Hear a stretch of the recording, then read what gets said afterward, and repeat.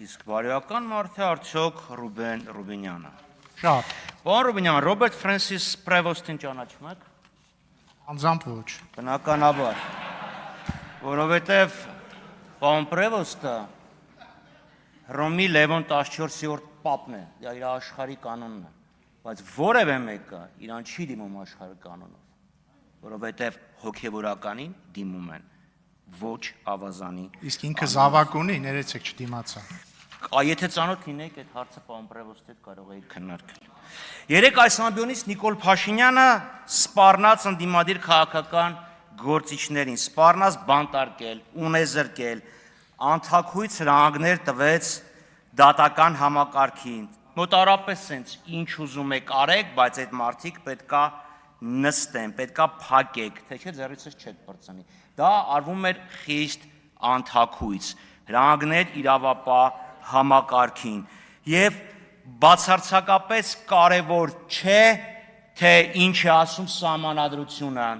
որ սահմանադրությունն ասում է, որ գործադիր եւ դատական համակարգերը անկախ են, ոչ, ինքը պարտադրում է դատական համակարգին։ Հեռավոր անձրևային օրը 2019 թվականին իր արդյունքն է տալիս եւ իրոք այսօր իր ստեղծած դատական համակարգում հազիվ թե գտնվեն գոնե մի 10 դատավոր կամ թվեր չասեմ, լավ, դատավորների չգիտեմ քանի տոկոսը կհանդգնի Նիկոլ Փաշինյանի հրահանգները չկատարել։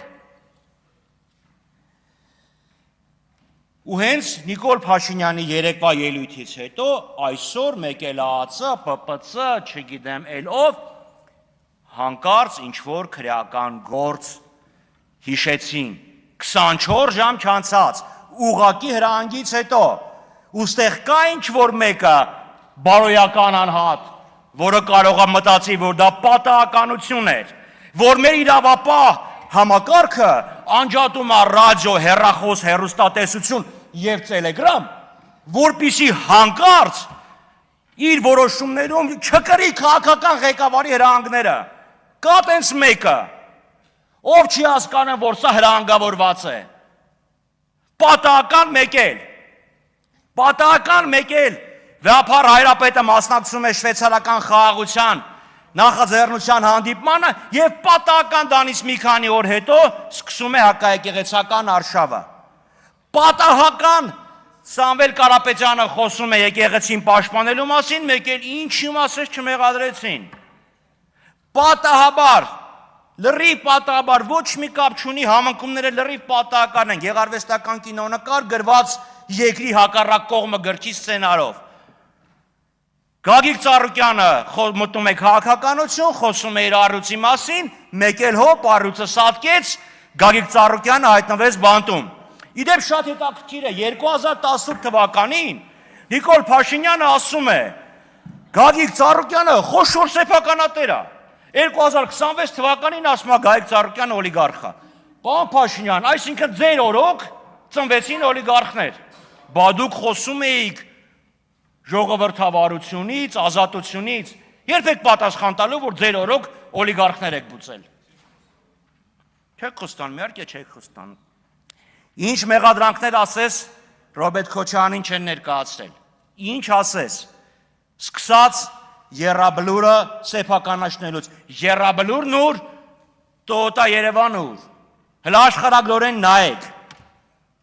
Այս հասկանում եմ, որ ձերոք Եռաբլուրը եռապատկվել է, բայց միևնույնն է Տոյոտա Երևանը Եռաբլուր չի, բայց հնչեղությունն է, չէ՞։ Եռաբլուր, Տոյոտա Երևան։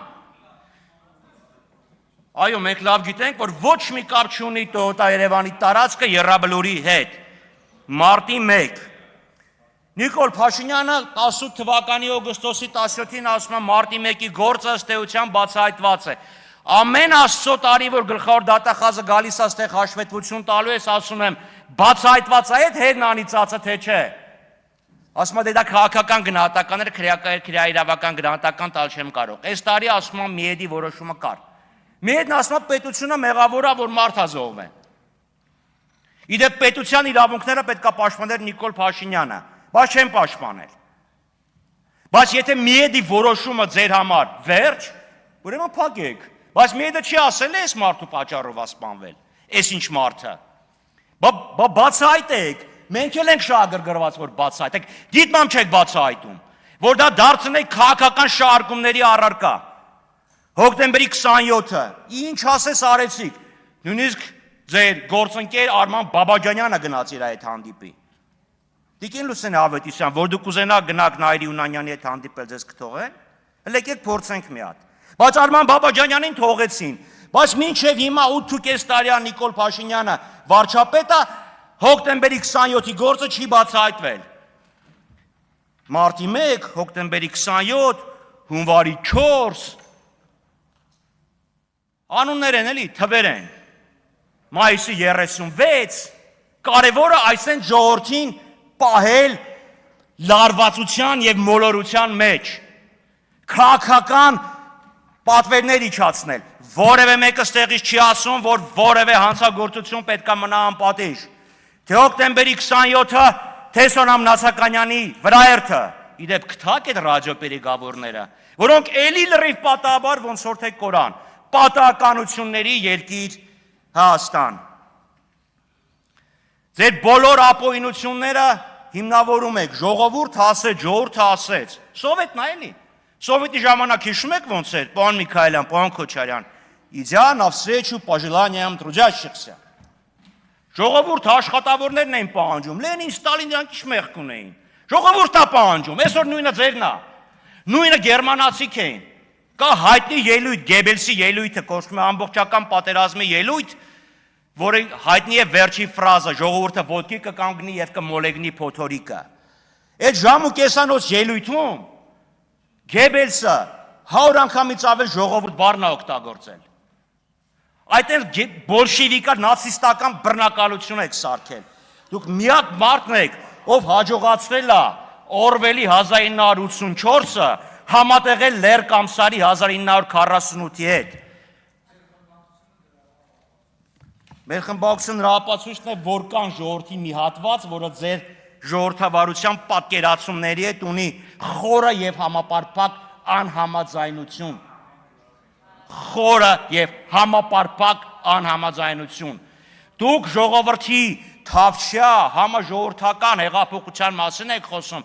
ժողովրդին թշնամացրել եք։ Իրար թշնամացել եք, ես համաձայն եմ։ Հավատում եմ, որ ժողովուրդը ձեզանից պահանջում է վենդետա։ Այո, դուք էլ պետք է մեր հետ համաձայնվեք, որ ժողովուրդը մեզանից այլ պահանջ է ուզում, որովհետև երբեք ժողովրդի միջև թշնամանքը այս աստիճանի չի եղել։